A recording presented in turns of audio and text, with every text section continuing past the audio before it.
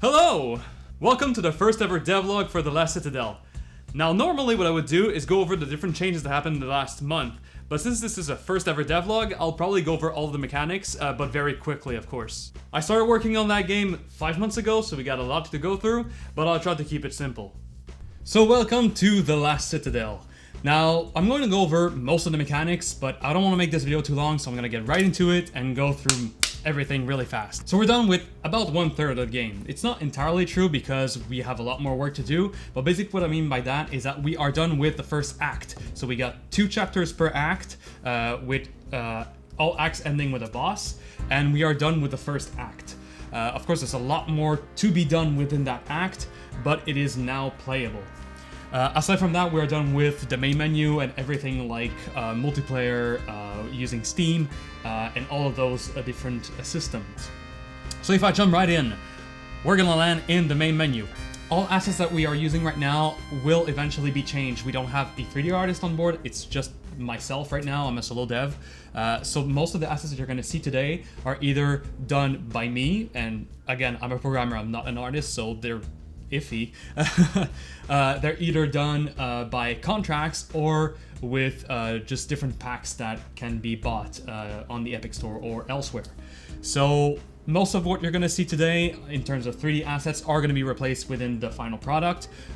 Stuff like UI will be changed as well, so just take that into account. So if we go into our lobby area here, most of it is done in terms of building. We are lacking a lot of stuff and, to add more life to it. And of course, the main thing is we're lacking the NPCs. We already have a lore written down for the project, but right now we didn't spend any time actually implementing it because we want to take down all of the mechanics first. So if I go into this little forge here, and I go to my left, I am gonna get into my loadouts here. So you can have up to 5 loadouts at the moment. And if we click edit, you can change, of course, the loadout name. You can select a different ability. Right now we are about, I would say, halfway or 2/3 of the way done for the starting set of abilities that we want to release. So we got a bunch of offensive abilities, not very much defense abilities at the moment, and a lot of support abilities. So we're gonna implement more, but we're already done with all of that.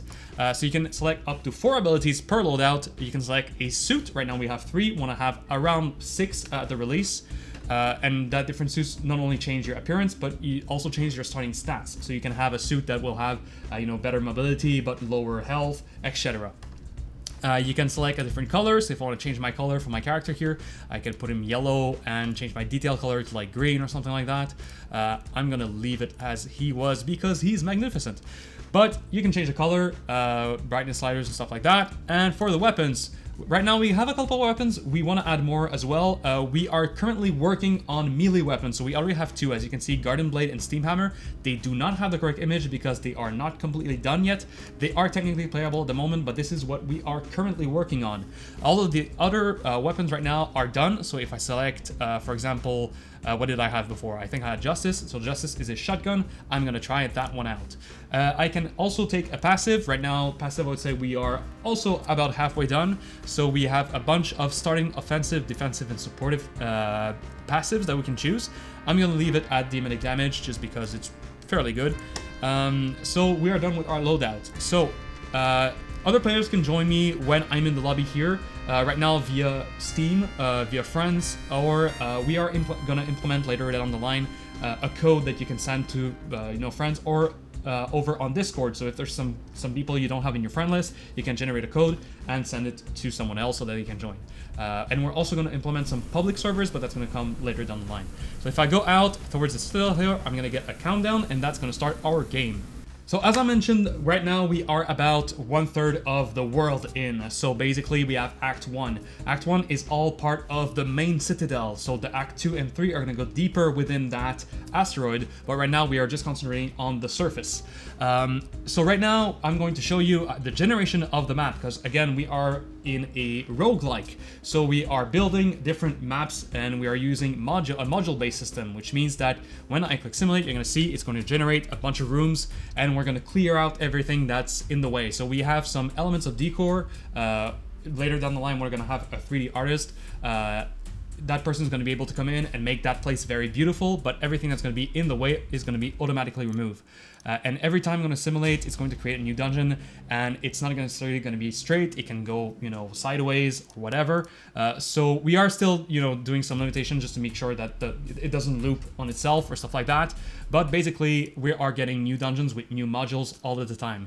Right now, I would say we have around 20 modules. We are planning to do a lot more, maybe something around 40 modules, even though we are only generating using 12, just because we want to make every different run feel completely different. So we don't want to have a couple of modules that you're like, oh, I already saw that one like 30 times. So we want to make the game replayable, be fun to be replayed, and that you can always be surprised by a new module. So that's our plan.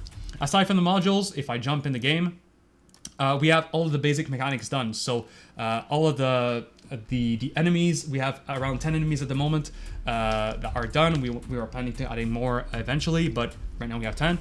We have health, ammo, the different weapons. You can have up to 3 weapons. You can see in my inventory here, all the passives are going to be shown here. We have our actives as well. So actives are just literally spells that I can use. Right now my kit is made for solo play, but the goal is really to push multiplayer play so that players will take on roles. So there's some healing spells, some spells to take on aggro, stuff like that. So we want to push players to work together because the game is going to be fairly hard.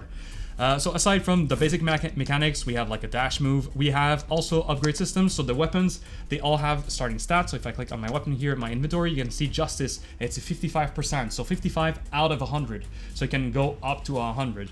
I can upgrade that weapon. So I'm going to cheat here to add some credits, interact with this machine here, and I can upgrade my weapon from a common, like a white weapon, to a green, and it's going to keep that same roll. So basically I can have, for example, if I have a machine gun, I could have a machine gun that rolled some very high damage but slow fire rate, and the person next to me would have the same machine gun but with the opposite, so higher fire rate but lower damage. There's a couple of stats that can be randomized here, from damage fire rate to critical multipliers to weapon effects, so stuff like that. There's a lot of room for the generation here.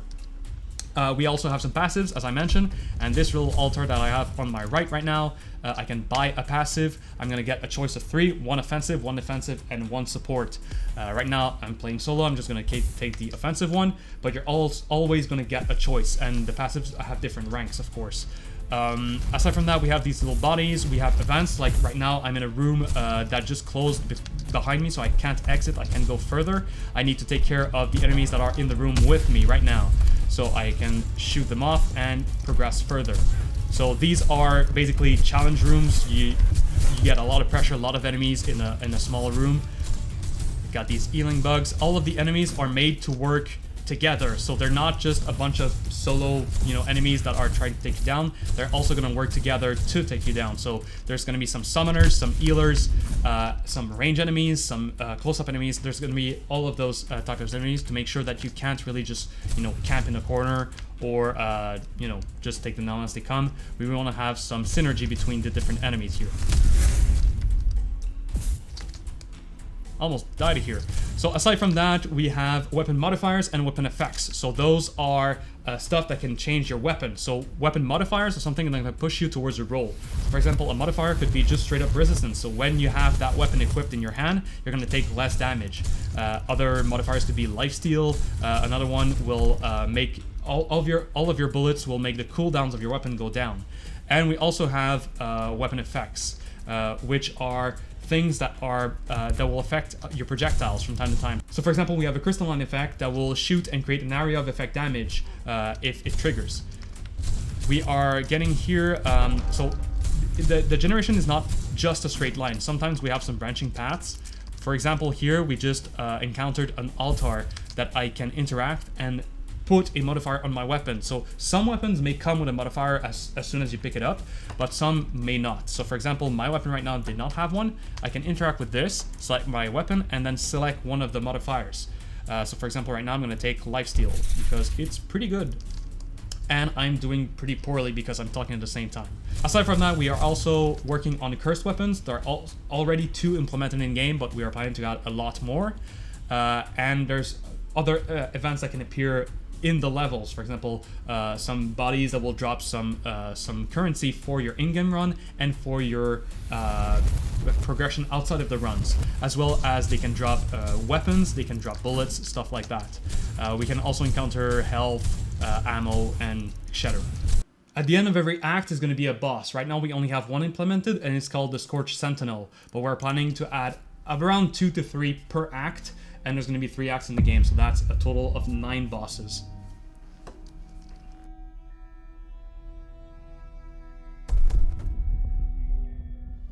The bosses are meant to be similar to raid bosses in MMORPGs, mixed with a more traditional boss like in Gunfire Reborn or other roguelikes. You're going to also see some inspiration from Dark Souls because it's a very good game. So you're going to see some unique mechanics, and at higher difficulty in game, you're going to see as well other mechanics pop up that are only available to higher difficulties. The boss are meant to be really hard, and if you play at the highest difficulty, be prepared to die. So that's pretty much it. I wanted to go over as most as I can in the shortest amount of time as possible, so I think we achieved that. Most of the devlogs that are going to be coming along in the next months are going to be shorter, but this was the first one, so we had a lot to show. I showed most of the mechanics, but of course I didn't cover everything, like curse weapons we didn't really cover. There's a bunch of stuff I didn't have time to cover, but we'll talk again for all of the other mechanics, and of course other stuff that we're working on. And that's pretty much it for the first devlog for the Last Citadel. Now, if you want to help the project out, the best thing you can do is talk about it. We don't really have a voice at the moment. We're a new studio, this is our first title, so if you want to help out, the best thing you can do is just share with your friends, share it with family members, I don't care. Just get the word out there about the Last Citadel, our project, and that will really help us out. So anyway, that's it for me, thank you, and we'll talk again for the next devlog.